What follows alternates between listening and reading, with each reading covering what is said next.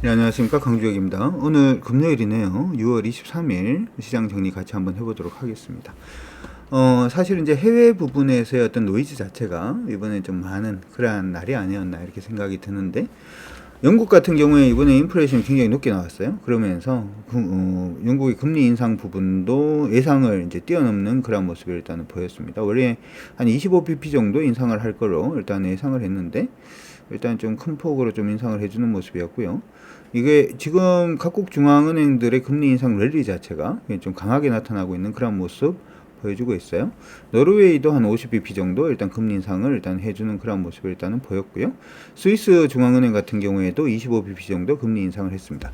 여덟 국가들의 이제 금리 인상 부분이 중요한 이유들 중에 하나는 달러 인덱스 때문이죠. 그러니까 이게 이제 보통 달러 인덱스 구성하는 국가들이다라는 점을 생각을 한번 해본다면, 이들 국가들이 금리 인상을 하게 되면 당연히 달러 인덱스가 우리 6개 통화 대비해서 이제 달러가 강세인지 약세인지를 보는 그러한 지표다 보니까 달러 인덱스가 약세로 갈 가능성이 높지 않을까 이렇게 해서 충분히 생각을 해볼 수 있을 것 같습니다. 최근 들어서 달러가 그로 인해서 굉장히 좀 약세 움직임을 보였고요. 오늘은 조금 위쪽으로 방향을 잡았습니다만은 전체적인 흐름 자체는 여전히 약세 기조를 조금 유지를 하고 있는 모습이 나타나고 있습니다. 이런 부분들이 좀 의미가 있지 않나 이렇게도 생각이 일단 드는데, 어찌되었던 이로 인해서 만약에 달러가 약세로 가는 흐름이 보여진다면 그 나라 통화가 약세로 가면 수입 물가가 어떻게 된다? 높아지는 효과가 일어날 수밖에 없고, 수입 물가가 높아지는 효과가 일어난다면 기본적으로는 인플레이션이 다시금 점화되는 그런 부분들을 일단은 보여줄 수 있으니까 참고하시기 바랍니다. 특히 이제 미국 시장에서 이번에 나왔던 지표들 중에서 기존 주택 판매가 나왔었죠. 원래 이제 전월 대비해서 0.7% 정도 일단은 하락할 것으로 예상을 했는데 나쁘진 않은 그러한 모습들 일단은 보였습니다. 단지 그럼에도 불구하고 5월달에 경기 선행 지수를 보니까 지금 0.7% 정도 지금 낮아지는 모습이 일단 보였어요. 전월 대비해서 지금 14개월째 지금 낮아지고 있는 모습이라서 미국 내에서는 긴축에 대한 얘기들이 계속 좀 불거질 가능성이 높겠다. 이 긴축에 대한 얘기들이 나오면은 일단은 미국은 금리 인상을 하기는 조금 힘들 수도 있겠다라고 하는 부분도 기억을 해 두시면 좋을 것 같고, 실업수당 청구 건수도 이번에 좀 좋지 않게 나왔습니다. 원래는 25만 6천 건 정도 나올 거라고 일단 생각을 했었는데 이거보다 좀 많았죠. 26만 4천 건. 시장 안에서 여러분들이 금리 인상이 되는 부분의 가장 중요 효과 자체가 어떤 게 있냐면, 금리를 올린다. 금리를 올리면 그 개인들 같은 경우에는 가처분 소득이 줄어든다. 가처분 소득이 줄어드니까 당연히 쓸 돈이 별로 없다. 소비에 쓸 돈이 별로 없어지니까 어떻게 된다? 기업들은 실적이 좀 안 좋아진다. 기업들이 실적이 안 좋아지면 직원들을 자른다. 직원들을 자르면 실업수당 청구 건수가 늘어난다. 이게 어떻게 보면 금리를 올리는 부분의 가장 그 기초적인 효과 자체가 이런 부분으로 일단 나타나는 거기 때문에, 그래서 실업수당 청구 건수가 늘어난다. 실업자가 늘어나기 시작하면 전체적으로 돈을 쓸 수 있는 사람들이 줄어든다. 그러면 수요가 감소한다. 그러면 인플레이션이 잡힌다. 요거기 때문에 요게 이제 페드에서 얘기하는 좀 긍정적인 흐름이다. 이렇게도 봐줄 수는 있을 것 같습니다. 어쨌든 개인적으로 생각할 때는 지금 페드의 경우에는 FOMC 회의에서 금리를 올리지는 못한다라고 저는 개인적으로 생각을 하고 있고요. 어제도 일단 말씀을 해드렸습니다만은 파월이 얘기했던 부분 자체는 블러핑에 일단 불과할 가능성이 높다라는 것도 기억은 해두시면 좋을 것 같습니다. 어쨌든 이런 부분이 일단 나왔음에도 불구하고 미국 시장 내에서는 각 종목들이 다시금 반등을 해주는 그런 모습을 일단 보였는데요. 테슬라는 어제 얘기를 한번 했어요. 그렇죠? 괜찮다라고 그렇죠? 빠지더라도 괜찮다라고 말씀을 일단 해드렸고, 반등할 수 있는 부분의 포인트 어제 그 유튜브 동영상 보시면 확인이 되실 텐데 247불 정도에서 반등합니다. 이렇게 얘기를 해드렸습니다. 오늘은 247불은 아니고 248불에서 반등에 일단 성공을 했는데 아직까지는 뭐 안심할 수준은 아니고요. 이번 반등에서 이제 한 번 더 높일 수 있는지를 체크를 하시면 좋을 것 같아요. 여전히 테슬라를 지금 매매하시는 분들은 247불 안 깨지면 그냥 홀딩, 깨지면 일정 부분은 차익 실현, 이런 식으로 대응을 해주시면 좋을 것 같습니다. 참고하시면 좋을 것 같고, 어제 경우에는 아마존도 좀 강세였고 메타가 어제는 또 강세였네요. 메타 플랫폼즈가 어제 강세였는데, AI가 되었던 아니면은 지금 VR 관련된 부분에 대한 시장 기대감은 계속 커져 있는 걸로 보입니다. 지금 메타 플랫폼즈 같은 경우에도 계속 강세, 뭐 이거는 가지고 있는 사람 영역이네요. 알파벳, 구글 한번 보도록 하죠. 알파벳은 지금 좀 아니다라고 말씀을 어제 해드렸는데, 요거는 만약에 지금 보시고 계시는 분들은 기억을 하셔야 되는 게 어에서 밑으로 지금 빠지고 있는 중입니다. 요거 돌아서기 전까지는 공격적으로 하기 좀 힘들다라고 하는 거 기억을 좀 하시면서 봐주시면 좋을 것 같고요.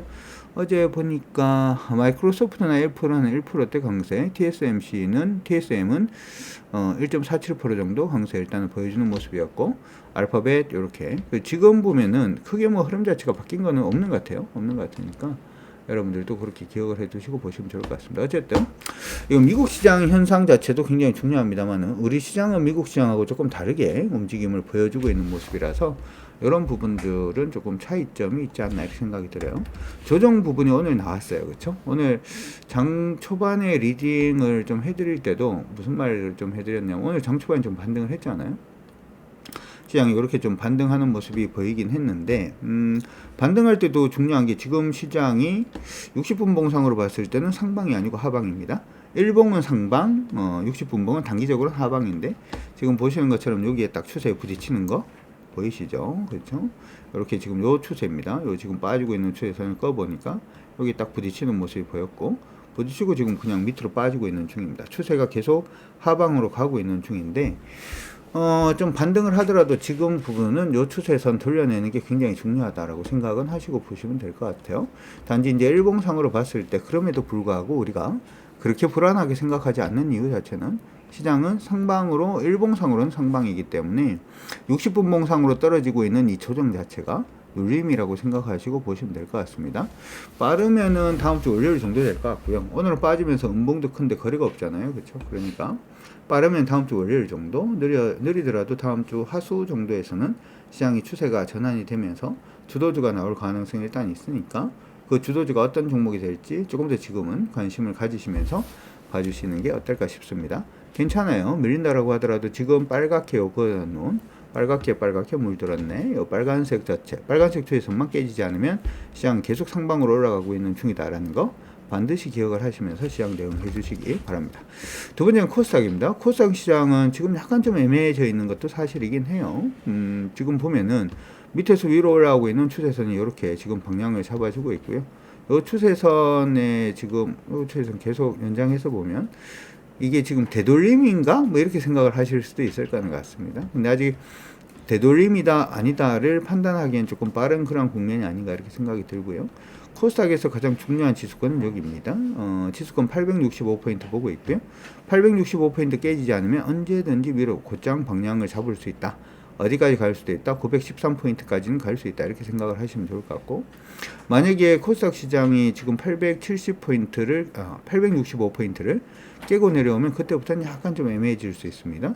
이게 무슨 얘기냐면 그 포인트를 깨면 이제 패턴으로 갈 가능성이 높아지는데 어떤 패턴으로 가냐 하면 잘 보세요. 이렇게 위에서 밑으로 빠지고 있는 추세선 하나 있고 밑에서 위로 올라오고 있는 추세선이 하나가 있죠. 패턴선입니다. 이렇게 보니까 수렴형으로 바뀌려고 그러죠. 그래서 지금 중간에 꺼놓았던 이 865포인트가 깨지면 일단은 패턴 하단까지는 밀렸다 갈 수 있어요. 840포인트 언저리가 되는 것 같으니까 일단 다음 주부터 시작을 해서는 이 부분 깨지는지 깨지지 않는지 조금 더 주목을 하시면서 봐주시는 게 중요하다 이렇게 생각을 하시기 바랍니다. 종목들 들어가서 같이 한번 보도록 하죠. 사실은 시장이 좀 조정을 받을 때 강세를 보이는 종목군들은 그렇게 의미가 없을 수도 있습니다. 의미가 없을 수도 있는데 그렇다라고 하더라도 그들 종목들 중에서 흐름 잡는 종목군들은 또 봐야 되기 때문에 한번 관심을 가지고 보도록 하도록 하죠. 미원 SC라는 종목이 있는데 이 종목이 요즘 조금 핫한가요? 위에서 밑으로 빠지고 있는 추세선 읽어보니까 아직까지 추세 전환 전이네요. 일단 넘어가고 OCI 홀딩스가 굉장히 묘합니다. OCI 홀딩스가 지금 밑으로 빠지고 있는 추세 넘어섰어요. 넘어섰고 지금 요 넘어서고 난 다음에 다시금 올라가고 있는 모습이 일단은 보이고 있으니까 관심 가지시고 한번 보시는 것도 전 나쁘지 않다 이렇게 생각을 합니다. 외국인들이 지금 시장 안에서 꾸준하게 일단은 매수를 해주고 있는 그런 모습도 일단은 포착이 되고 있다라는 것도 좀 의미가 있고요. 그렇죠? 의미가 있고요. 내용을 한번 찾아볼까요?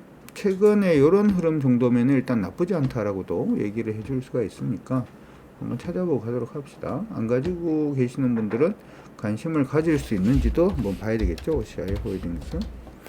보통은 이제 이렇게 외국인들이 매매를 좀 강하게 하는 경우에는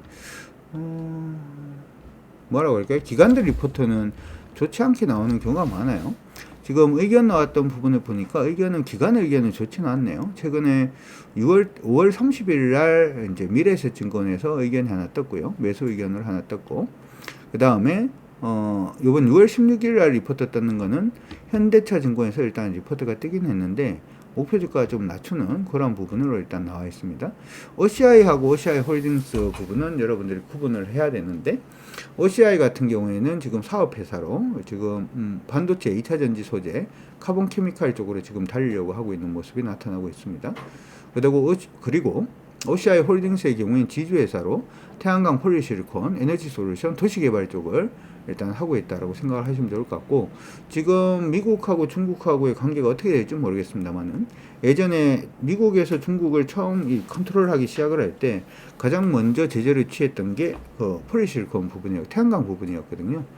그래서 이제 OCI 홀딩스 같은 경우에는 계속해서 뭘 좀 많이 시도를 많이 했었냐 하면은 비중국 폴리실리콘 비중을 계속해서 확대시키는 그런 부분이 있었는데, 이 부분에 올해부터 시작해서 성과가 좀 나올 수 있을 걸로 그렇게 지금 보고 있고요.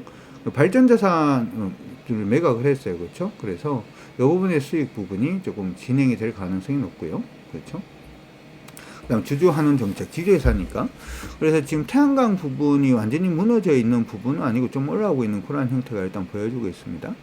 충분히 한번은 관심이 가능하지 않나 이렇게 생각이 들고, 오르면은 11만 6천 원이 좀 강한 저항이긴 해요. 11만 6천 원 넘어서면은 좀 완만하지만은 추세가 상방으로 좀 이루어질 수도 있으니까 OCI 홀딩스 일단 기억을 좀 해두시면 좋을 것 같습니다. OCI 홀딩스 일단 체크해 두시고요. 그 다음에 SKI 테크놀로지도 오늘 반등은 해주고 있는데, 요거는 뭐 여러분들이 좀 계속 관심을 가지셔도 좋을 것 같아요. 저희 쪽에서는 이거 뺐다가 팔았다가 뺐다가 넣었다가 뺐다가 하면서 차익 실현했다가 다시 또 진입하고 하는 부분 조금 반복을 하고 있는데, 추세선이 지금 3단계 지금 올라서고 있습니다. 그렇죠? 나쁘지는 않은 그런 형태다 이렇게 생각이 들고, 오늘 부분에 하긴 조금 그렇긴 해요. 근데 이게 월요일 날이라도 97,000원 돌파되면 한 번 더 강세 보일 수 있으니까 97,000원 관심 종목 안에 넣어두시고 97,000원 돌파 여부 일단 체크를 하시면서 타이밍 한번 보시는 게 어떨까 이렇게 생각이 드네요. 참고 일단 하시면 좋을 것 같습니다. 그 외에는 사실은 뭐 세아베스트 지주 뭐 있습니다만은 그게 뭐 의미 자체는 없는 것 같고요. K카 반등은 좀 의미는 있죠. 의미는 있는데 됐고요. 이거는 개별로 봐야 될 것 같아요. 제가 이제 느끼는 게 지금 어차피 시장이 상방으로 조금 오르고 개별주 중심으로 가는 게 아니라면 저 아까 얘기했던 저런 것들은 조금 이제 개별로 여러분들이 보시는 게 어떨까 이렇게 생각이 드니까 그렇게 참고하시고 봐주시면 좋을 것 같습니다. 화장품 관련해서 토디모리가 좀 바닥에서 올라오고는 있네요. 그렇죠? 근데 이런 것들은 바닥에서 너무 기는 종목군들은 올라올 때 이런 저항이 있죠. 8,050원 정도 되는 것 같은데, 이런 부분 어떤 식으로 넘어서는지 한 번 더 봐야 되니까 대응하는 방법이 조금 달라요. 큰 종목과 작은 종목이. 코스닥 같은 경우에는 기가비스가 오늘 상한가 일단 진입이 되어 있는 모습이고, 포르노이 밑에서 올라오고 있고요. 프로텍은 위에서 그냥 가고 있는 종목이고, 제우스. 그러니까 여러분들이 올라있는 종목들을 보는 것도 좋은데요. 메지온 같네요. 예, 메지온 오늘 15% 일단은 강세 움직임 보여줬고요. i3 시스템, 그 다음에 소록스, TLB도 오늘 강세 유지를 했고요. 네페스아크. 예, 여러분들이 지금 봐야 되는 것들 중에서 위에 있는 종목들도 있는데, 위에 있는 종목은 뭐 처음에 매매를 안 했으면은 그냥 그러려니 하고 가시는 게 좋을 것 같고, 그게 아니고 밑에서 처음 도는 종목들 중심으로 해서 자꾸 관심을 가지세요. 그래야지 매매하시기가 조금 편해요. 이미 올라있는 종목은 언제 올라있다라는 게 종목이 매수가 들어와야지 오르죠. 그리고 매수가 들어오고 안 팔아야지 밀리지 않죠. 그리고 또 매수가 들어오면 또 오르죠. 이 얘기 자체는 보유하고 있는 사람들이 굉장히 많아진다는 얘기가 되고, 그 사람들은 언젠가 팔 수 있기 때문에 언제든 주가가 밀릴 수 있다는 얘기가 되죠. 그렇죠? 그러니까 주가가 바닥권에서 처음 움직이는 종목군들은 보유하고 있는 사람들이 그다지 많지 않다라는 얘기가 되기 때문에, 오르기 시작하면 매수세가 따라 붙을 가능성이 있고, 그러면 안정적으로 여러분들한테 수익을 더 올릴 가능성이 있다는 거거든요. 그래서 밑에서 올라오는 종목군들 중심으로 해서 보시는 게 도움이 되긴 합니다. 그래서 지금 보니까 하나 종목이 보이긴 하네요. ENF 테크놀로지인데 내용 한번 찾아볼까요? 내용을 한번 찾아보도록 하겠습니다. ENF 테크놀로지 한번 보도록 하죠. 기업의 내용들은 없네요. 이거 없으면은 하기가 조금 힘들 수도 있는데 2021년도 5월 달에 일단 얘기가 나왔어요. 의견 자체를 굉장히 낮추는 그러한 의견들이 일단 있었고요. 왜 비우호적이다라고 얘기를 했는지를 한번 보도록 하죠. 반도체 디스플레이 부분에 관련된 회사죠. 그렇죠? 이 회사는. 근데 반도체 디스플레이 부분이 코비드 일단 뜨면서 실적이 굉장히 좀 안 좋아졌다. 이런 얘기들 일단 있었고, 그러면서 투자 자체를 안 하다 보니까 굉장히 또 좋지 않았다라는 얘기들도 일단 있었어요. 단지 이제 향후에 이런 거 있으면 좋겠다라고 하는 부분이 미국의 생산 설비 일단 돌아가는 거, 그런 부분에 대한 얘기들 일단 있고요. 두 번째로 얘기가 나오는 게 이제 중국향 부분에 대한 얘기들 일단 있는데 조금 벗어나는 모양인 것 같습니다. 지금 보시면 아래쪽에서 바닥을 일단 잡고 있는데 증권사 의견이 좋지 않아서 이걸 갖다가 공격 뭐라 그럴까요? 트레이딩이 가능하신 분들 위주로 하셔가지고 한번 보시는 거예요. 어떨까? 뭐 이런 생각도 드니까 그렇게 참고는 일단 해 두시면 좋을 것 같고요. 오늘 같은 경우에 외국인하고 기관들 동반수 매수 일단 들어왔네요. 이런 종목은 내일 부분, 다음 주 부분에서 지금 저항받고 있는 가격 25,650원 돌파하면 한 번 더 보실 수 있을 것 같으니까 그 부분 일단 기억을 해 두시고 봐주시면 좋을 것 같습니다. 자, 이렇게 해서 이 정도 일단 하죠. 지금 더 중요한 건 뭐냐 하면 요건 설명을 한번 해드리고 할게요. 시장이 이렇게 조정을 받고 오르고 하는 부분에 있어 가지고 시장이 밀리고 있을 땐 여러분들이 사실은 급하게 할 필요는 없어요. 왜냐하면 시장이 추세를 잡고 돌아설 때 주도주가 나오거든요. 무슨 얘기냐 하면 앞으로 주도주가 무엇이 될 것인가에 대해서 미리 생각하지 마시고 못 맞추는 거에 대해서는 미리 생각하는 거 아닙니다. 전혀 의미가 없으니까. 지금 보시면 이렇게 추세 턴하는 거 있죠. 여기 보니까 추세가 그거 드릴까요? 제가 여러분들한테 항상 이제 매수 타이밍이라고 얘기를 했던 부분들 중에 이런 게 있잖아요. 주가가 이렇게 하방 상방으로 이렇게 추세를 타고 올라가다가 이렇게 올랐죠. 그렇죠? 오르고 난 다음 밀려서 다시 돌파하는 이런 타이밍. 이게 일단 매수 타이밍이라고 그랬잖아요. 그 시장이 하방으로 갈 때는 주도주가 뭐가 될지 모릅니다만은 상방으로 이렇게 딱 전환될 때 주도주가 나와요. 그렇죠? 이때 주도주가 나왔던 게 2차전지 일단 떴었죠. 그렇죠?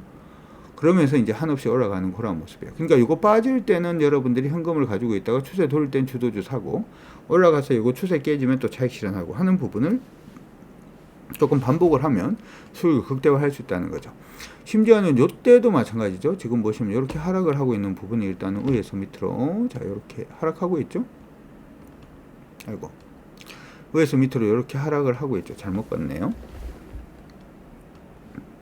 위에서 밑으로 하락하고 있는 추세가 이렇게 일단 방향을 잡아주시고 올라갔죠. 돌파했다가 여기서 두 개 딱 멈췄어요. 그렇죠? 저항선에서 이걸 돌파할 때가 보통 타이밍이 되죠. 이렇게 요때 나오는 종목군들이 보통 주도주가 돼요. 추세를 처음 턴할 때.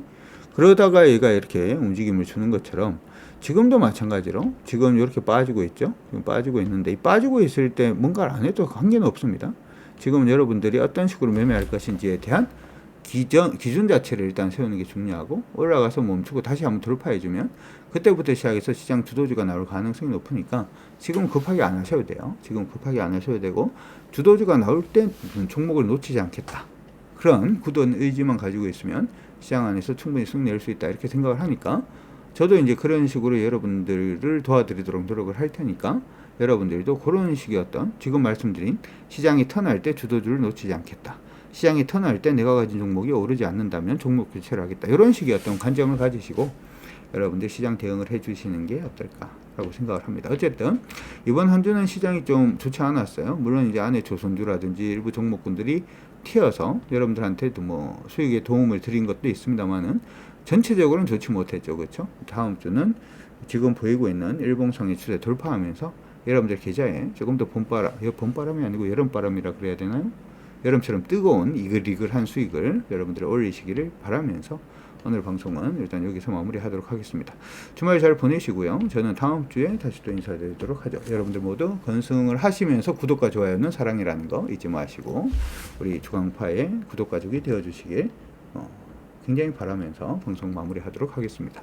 수고하셨습니다. 지금까지 저는 강주적이었습니다.